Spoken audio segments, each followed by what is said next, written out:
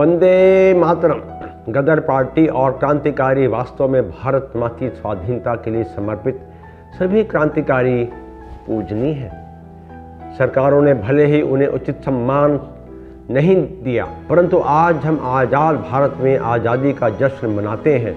इसका पूरा का पूरा श्रेय क्रांतिकारियों को जाता है, जो हमेशा मौत को हथेली पर रख कर चलते थे और विशाल ब्रिटिश साम्राज्य से बिल्कुल भी कभी नहीं घबराए।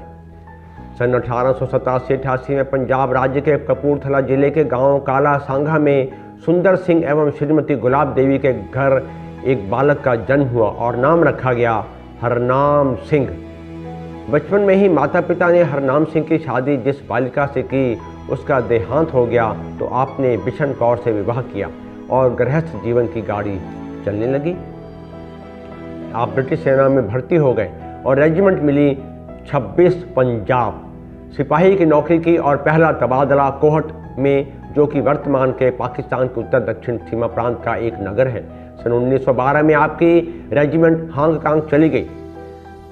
1913 में अमेरिका में गदर पार्टी का गठन हो चुका था और गदर पत्रिका प्रकाशित होती वह हांगकांग भी पहुंचती थी। हरनाम सिंह गदर पत्रिका पढ़ते और अपने साथियों से भी चर्चा करते। ब्रिटिश शासन को यह नागवार गुजरा और उन्होंने हरनाम सिंह को भारत भेज दिया। भारत में भी वह गदर पत्रिका पढ़ते और देश की आज़ादी के लिए समर्पित होने को मन आतुर होने लगा।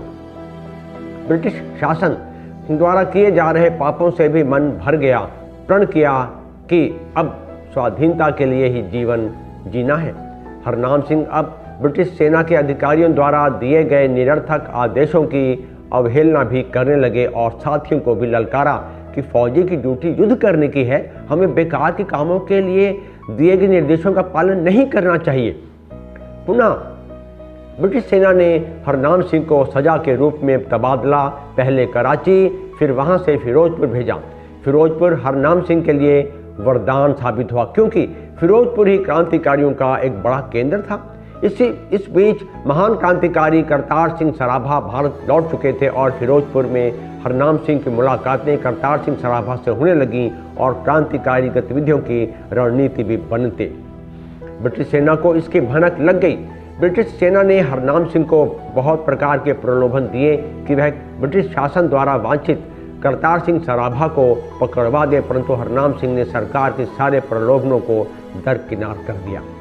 ब्रिटिश सेना हरनाम सिंह की क्रांतिकारी गतिविधियों और करतार सिंह सराभा से मुलाकातों को गंभीरता से लेने लगी और हरनाम सिंह को 19 फरवरी सन 1915 को बर्खास्त कर दिया। वही दिन था जब हरनाम सिंह सहित और फौजियों को भी विद्रोह करना था।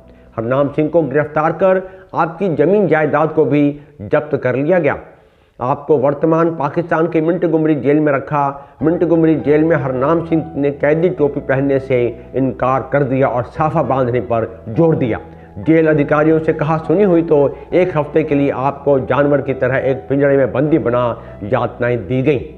उसके पश्चात आपकी जेल बार बार बदली गई। मिंटगुमरी से वर्तमान झारखंड की हजारीबाग जेल में गदर पार्टी के और भी क्रांतिकारी बंदी थे।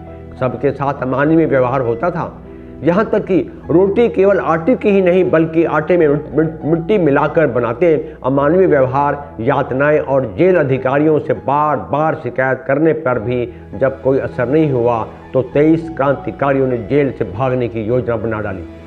18 बंदी भागने में सफल हो गए, जबकि हरनाम सिंह व 4 अन्य जेल की दीवार कूदते समय चोटिल हो गए। हरनाम सिंह को वर्तमान आंध्र प्रदेश की राजमुंदरी सेंट्रल जेल भेज दिया गया और फिर वहां से वेल्लूर जेल और आखिर में आपको लाहौर जेल में रखा गया।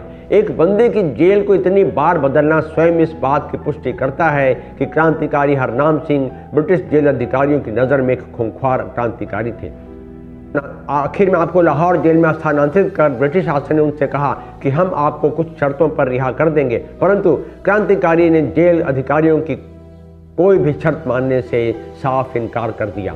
अंततोगत्वा अकाली दल के बड़े नेता मास्टर तारा सिंह जी ने क्रांतिकारी हरनाम सिंह को रिहा करने का जन अभियान चलाया और जन अभियान का इतना प्रभाव पड़ा कि ब्रिटिश शासन को बिना किसी शर्त के 10 दिसंबर सन 1935 में क्रांतिकारी हरनाम सिंह को रिहा करना पड़ा।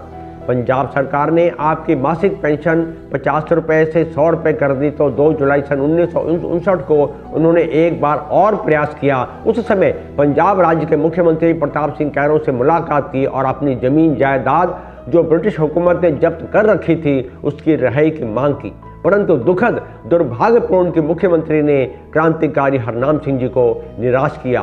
कितना दुखद पीड़ादायक कि देश के क्रांतिकारियों के साथ ब्रिटिश शासन तो अत्याचार और सौतेला व्यवहार करता ही था, यातनाएं देता था, परंतु आज़ादी के बाद भी क्रांतिकारियों को भारतीय सरकारों द्वारा जहां एक ओर उच्च सम्मान से वंचित रखा गया, वहीं दूसरी ओर उनकी उचित मांगों और दावों को इरादतन अपमानित अवहेलना करना भी कहां तक तर्कसंगत है।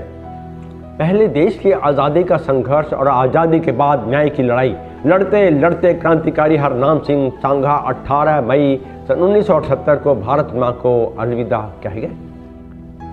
शत शत नमन करते हैं गदर क्रांतिकारी हरनाम सिंह काला सांघा जी को। इस अवसर पर एक कविता याद आती है, शीर्षक है हम भारत माँ की संतान, हम भारत माँ की संतान, हम भारत माँ की संतान, बढ़े चीर कर हर तूफान, शीर क्षमा है बोलों में, गिनती है अनमोलों में, हम हैं जीवन का वरदान, हम भारत माँ की संतान, हम भारत माँ की संतान। हम अनेकता में भी एक, हम अनेकता में भी एक, हम संकट में भी ध्रुव टेक, हम आज़ादी की मुस्कान, हम भारत माँ की संतान, हम भारत माँ की संतान। दौड़ प्रगति का हम आगे, साथ समय के हम भागे, हम हैं बलिदानों की आन, हम भारत माँ की संतान, हम भारत माँ की संतान। हम हैं सुख दुख से ऊपर, सिर पर अंबर पग है भू पर, हम निर्झर तोड़े चट्टाने, हम भारत माँ की संतान, बढ़े चीर कर हर तूफान, हम भारत माँ की संतान, बढ़े चीर कर हर तूफान, हम भारत माँ की संतान, हम भारत माँ की संतान, हम भारत माँ की संतान। मैं आशा करता हूँ आपको यह एपिसोड अवश्य पसंद आया होगा। कृपया सर लाइक करें, शेयर करें, सब्सक्राइब करें और इस इतिहास को जन जन तक पहुँचाएँ। जय हिंद।